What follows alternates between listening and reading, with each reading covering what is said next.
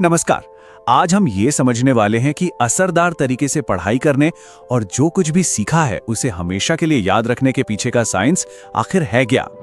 ये एक बहुत ही आम कॉमन एक्सपीरियंस है ना। आंखें तो शब्दों पर टिकी होती हैं, लेकिन दिमाग तो कहीं और ही घूम रहा होता है और नतीजा कुछ भी पल्ले नहीं पड़ता। तो देखिए, बात ये नहीं है कि कोई होशियार नहीं है। असल में ज्यादातर लोग इसलिए फेल होते हैं क्योंकि उन्हें कभी पढ़ाई करने का सही तरीका सिखाया ही नहीं गया। जैसे ही सही टेक्निक पता चलती है, सीखना बहुत ज्यादा आसान हो जाता है। तो आज हम इन 4 हिस्सों पर बात करेंगे। पहले समझेंगे कि हमारा दिमाग सीखता कैसे है, फिर कुछ स्मार्ट स्टडी टूल्स देखेंगे, इसके बाद एकदम अटूट फोकस कैसे बनाया जाए वो जानेंगे, और आखिर में इन सब को मिला के एक डेली एक्शन प्लान तैयार करेंगे। तो चलिए शुरू करते हैं। देखिए, कोई भी टेक्निक अपनाने से पहले ये समझना सबसे जरूरी है कि हमारा दिमाग वो असल में जानकारी को प्रोसेस करता कैसे है। दिमाग को ना एक मसल की तरह सोचिए। जितनी बार कोई ध्यान लगाकर पढ़ता है, उतनी ही बार ये जो जरूरी कनेक्शंस हैं, जिन्हें न्यूरल पाथवेज कहते हैं, वो और भी ज्यादा मजबूत होते चले जाते हैं। हमारा दिमाग बेसिकली 2 मोड्स में काम करता है।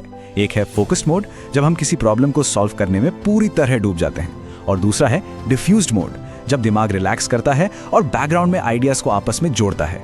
और जानते हैं, असरदार तरीके से सीखने का राज वो इन दोनों के बीच सही तरीके से स्विच करने में ही छिपा है।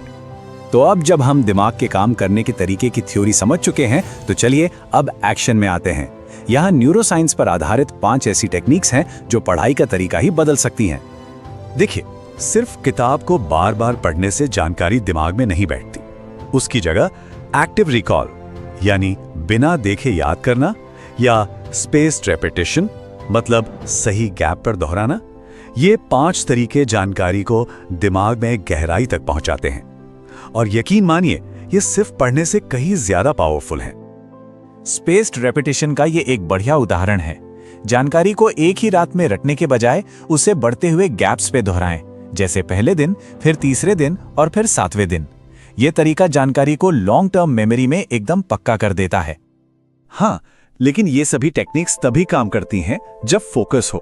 तो चलिए अब बात करते हैं कंसंट्रेशन की। ये कोई जन्म से मिली हुई टैलेंट नहीं है, बल्कि एक ऐसी स्किल है जिसे कोई भी ट्रेन कर सकता है। डीप फोकस में जाने के लिए ये कुछ बहुत ही प्रैक्टिकल कदम है, जैसे कि पोमोडोरो मेथड, मतलब 25 मिनट पढ़ाई और 5 मिनट का ब्रेक। डिस्ट्रैक्शंस को दूर करना, मतलब फोन को दूसरे कमरे में रख देना। और हाँ, अच्छी नींद, पानी और न्यूट्रिशन, इनको प्रायोरिटी देना भी उतना ही जरूरी है।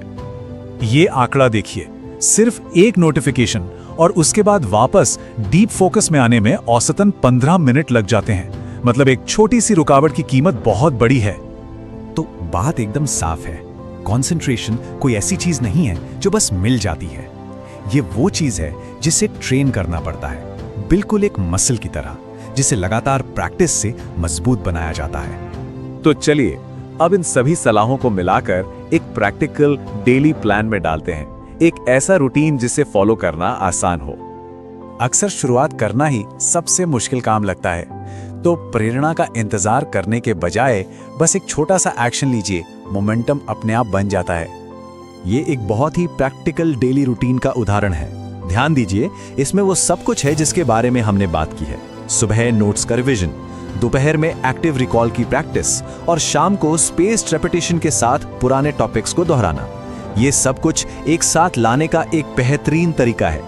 तो आखिर में सबसे जरूरी बात यही है, लक्ष्य घंटों तक पढ़ाई करना नहीं है, लक्ष्य है स्ट्रेटेजिक फोकस, मतलब smarter study, not longer study.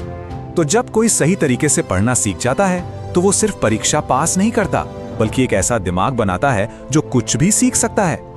तो सवाल यह है, इस नई शक्ति के साथ क्या बनाया जाएगा?